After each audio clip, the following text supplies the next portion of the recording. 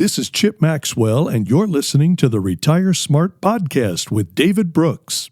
Should I use the $200,000 that's in an after-tax account from my divorce to pay off my house, which has 22 years left on the mortgage? And with the markets being so unpredictable, should I be like Mrs. Brooks with my investments and go the route of the Melissa's mattress money method? David Brooks has answers to these questions in today's Q&A episode. Into the Q&A we go. David, the first question, well, this is about weathering the storm. I've heard you joke about your wife's investment strategy, Melissa's mattress money. Stuff it all under the mattress so you know it won't be wiped out by volatility in financial markets. That's starting to look pretty good to me. Can you talk me out of it? Well, if you'll listen to logic and reason, absolutely. If you're going to let emotion run your decision-making, I don't know. My wife gets emotional when it comes to that, and certainly Melissa's mattress money is winning the war this year, right? That's a reality. But here's the thing. The markets have entered bear market territory, Chip. Never in history, if you invested during a 20% drawdown, 3 years later, did you not have a positive return on your dollars. Well, this is part of your advantage. This is not your first rodeo. You've been through bear markets before, Multiple, so you yes. know we will come out the other side eventually. Now, again, you should certainly adjust your portfolio and so that you understand the amount of risk you're taking, what's the probability of a further drawdown, and we can calculate that for you, by the way.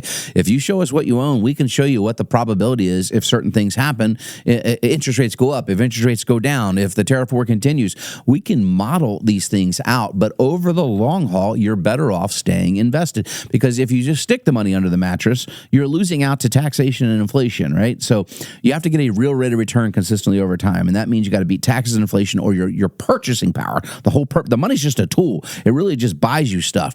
The dollar has eroded, and since 1980, you're down to about 36 cents on the dollar, purchasing power of a dollar. If you stuck a dollar under the mattress in 1980, it's only worth 36 cents today. At least that's what it'll buy you. So you really need to have your dollars growing in a way that will keep up with inflation, et cetera. Weren't you talking in the first segment of this show, David, about a client who took something like $1 million out of play? And sat in a money market account for years. Worth of gains. And while interest rate and money markets are up today, so you can get around 4% on a CD or a money market, et cetera. In fact, we have a unlimited money market. I think it's paying $3.85 today, up to $5 million FDIC insured if you need that. But it wasn't that way, Chip. For the bulk of the last 15 years, you were getting less than 1% on that cash. It paid nothing because the Fed kept interest rates artificially low for such a long time. So not only did you not get a return, you paid tax on what little return you did get. And by the way, if you were retired and getting Social Security, that interest now made your Social Security get taxed as well. And again, people don't know these things.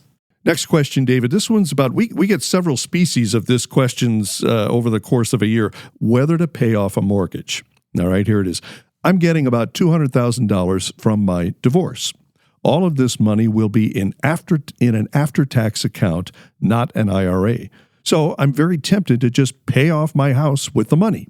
I'm 50 years old and still have 22 years left on the mortgage. Paying it off seems appealing, but that would almost completely wipe out the account, though I'd still have my 401k with about $300,000 in it. What do you think I should do? Well, there's a few things to calculate in there, but in general, okay, your house is an appreciating asset, right? Now, it may not go up this year in value, but your house is typically going to go up 3 to 4% a year in value consistently over time. And look, we got 150 years of data to back that up, Chip.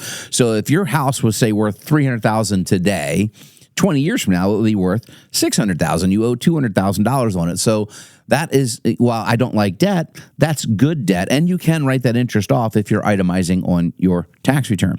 The other thing is if you have $300,000 in your 401k, that's tax deferred. You have to pay tax on these dollars. These $200,000, you're not going to have to pay tax on this money. This is available to you. So you can invest it in a way that you could use. And right now, and I don't know what your interest rate is. It sounds like the mortgage has been in place for a while, but over 75% of all mortgages in place today have interest rates below 4%. So if your interest rate is below 4% and we can guarantee you 4% in a CD, that's a positive arbitrage. Even if you don't want to put any risk to the money, go put it in something that'll get you 4.5% over the next couple of years. And by the way, we have like 5.1% available for 7 years. It's through what's called a MIGA, a multi-year guarantee. It's insurance company's almost version of a CD. So there are ways to guarantee returns. Now, the downside of those type of products, full disclosure here, is that you lock that money up. You can't break that like you can a CD, or you'll pay typically like a 10% surrender charge, but you can get higher interest rates guaranteed. So I would not most likely recommend paying it off. However, I paid off a mortgage I had. I think I talked about on the show earlier. We had a $90,000 mortgage. I own several rental properties. They're all debt free, right? And it drives me nuts. I want leverage on all those properties because I want to go buy more, right? With the leverage. But my wife, as we've talked about, Melissa Mattress, she hates the word debt with anything. So for Christmas, I paid off a $90,000 mortgage we had.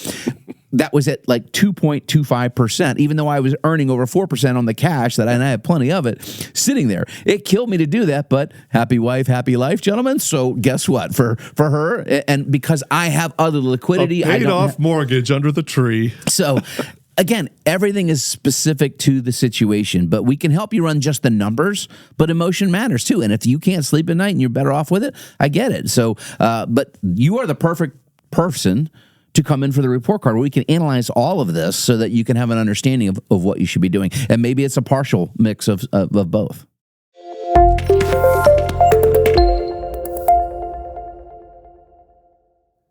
Thank you for listening to the Retire Smart podcast with David Brooks.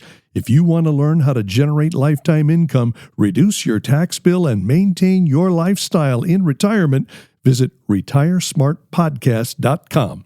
And make sure to subscribe to keep up with new episodes every week.